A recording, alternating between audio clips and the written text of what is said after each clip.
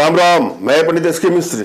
क्या कोई शत्रु आपको मारना चाहता है, आपको परेशान किए है और आप इस व्यथा से काफी पीड़ित हैं, परेशान हैं, तो यहाँ पर मैं जो प्रयोग लेके आया हूँ वह प्रयोग आजमा के देखिएगा। यह प्रयोग करने के बाद शत्रु का तो अहित नहीं होगा, हाँ शत्रु आपका परम मित्र बन जाएगा। या किसी को भी अपने बस में करना चाहते हैं जिसे दूरियां बन चुकी है और आप चाहते हैं कि आप लोगों में प्रगाढ़ता हो जाए, तो वहां भी इसका प्रयोग कर सकते हैं। या कोई ब्लैकमेल कर रहा है जिससे हानि या क्षति होने की संभावना है, उसके लिए भी इसका प्रयोग कर सकते हैं। इसमें अगले का कोई नुकसान नहीं होगा, वह आपका परम मित्र हो जाएगा। अतः इसको आप श्रद्धा भाव विश्वास के साथ करिए और एक एक स्टेप बता रहा हूं, पूरा वीडियो अंत तक देखिएगा। वशीकरण का प्रयोग आप जब भी करें तो आपके मन में एकाग्रता का भाव, समर्पण का भाव हो और किसी के प्रति वैमनस्यता का भाव हो तो वह निकाल दीजिएगा। और जब भी आप वशीकरण का प्रयोग करने जाएं तो अपने मन में चल रहे विरोधाभास पर कंट्रोल करिए। अगर आपके मन में कोई निराशा की ग्रंथि है, कोई टेंशन, कोई तनाव है और उस समय वशीकरण का प्रयोग करेंगे तो वशीकरण का प्रयोग कर तो लेंगे या असरदारी भी होगा, मगर जिस लेवल का होना चाहिए वह आपको लाभ नहीं मिलेगा। आधे अधूरे मन से आप कोई प्रयोग करते हैं तो सफलता में संदिग्धता रह जाती है। अतः कोई प्रयोग करें तो भली बात मूड बना लें कि मुझे करना है। मूड बनाने का मतलब क्या? अंदर से एक स्माइल, एक जोश, एक उत्साह, एक जुनून होना चाहिए। आप ये माने कि आपके अंदर इतनी क्षमता है, इतनी पावर है, इतनी कैपेसिटी है कि किसी को भी पलक झपकते ही अपने बस में कर लेंगे या बस में कर लेंगे। आप भिखारी नहीं हैं कि भिक्षा मांग रहे हैं, आप एक शेर हैं, आप एक शिकारी हैं। आपके अंदर वो कैपेसिटी है, वो क्षमता है, आप ईश्वरीय शक्ति के प्रतीक हैं, आप में ईश्वर का वास होता है। जरा सोचिए, एक बंदर को देखते हैं हम लोग तो क्या बोलते हैं, सर नवाते हैं कि हनुमान जी का रूप है। एक हाथी को देखते हैं तो हम लोग क्या करते हैं, प्रणाम करते हैं। गणेश जी का उसमें वास है, क्यों? उनका सूंड गणेश जी से मैच करता है। ऐसी तमाम जीव जंतु है, पीपल का वृक्ष है, हम प्रणाम करते हैं क्योंकि उसके अंदर ईश्वर का वास है। और इन सब चीजों में ईश्वर का वास इसलिए है, ईश्वर इस रूप में कभी न कभी अवतरित हुए थे। ऐसे तमाम प्रमाण हमारे ग्रंथों में है या सभी ग्रंथों में मिलते हो कि मैं सभी धर्म की यहां चर्चा नहीं करने वाला हूं। वैसे धर्म तो सिर्फ एक ही है, बाकी तो सब पंथ है। तो हमारे धर्म में जो चीजें बताई गई हैं, हम एक पत्थर को भी हम पूजते हैं, उस भाव से हमारे अंदर भाव क्या होता है, पत्थर नहीं दिखाई देता है, उसमें ईश्वर की छवि होती है। तो सभी ईश्वर तो मानव रूप में अवतरित हुए हैं।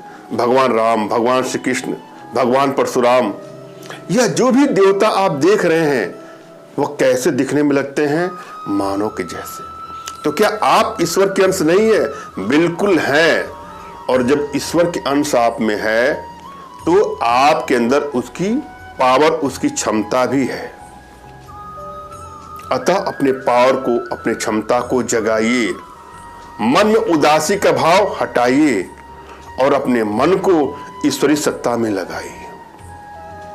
मात्र आपके अंदर जिस दिन यह कॉन्फिडेंस आ जाएगा, वशीकरण क्या, दुनिया की कोई भी चीज आप क्षण भर में, पल भर में कर सकते हैं।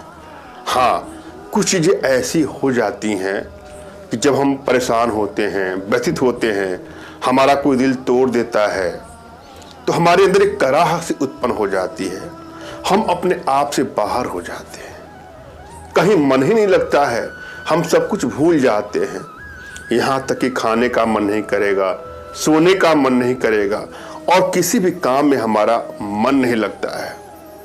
और निराशा की ग्रंथि ऐसी उत्पन्न हो जाती है कि हम एकाग्रता क्या, हम कुछ नहीं कर पाते हैं। जब आपके अंदर ये सिचुएशन हो जाएगी और आप कोई तंत्र का प्रयोग करेंगे तो आपको सफलता मिलेगी। अगर आपका उत्तर हाँ है तो बिल्कुल गलत है। कोई भी प्रयोग एकाग्रता भाव से आप करिए। आप कोई प्रश्न याद कर रहे हैं और आपके मन में एकाग्रता नहीं है तो जल्दी याद नहीं होता है। कोई भी काम मन लगा के नहीं करते हैं तो उसमें सफलता नहीं मिलती है।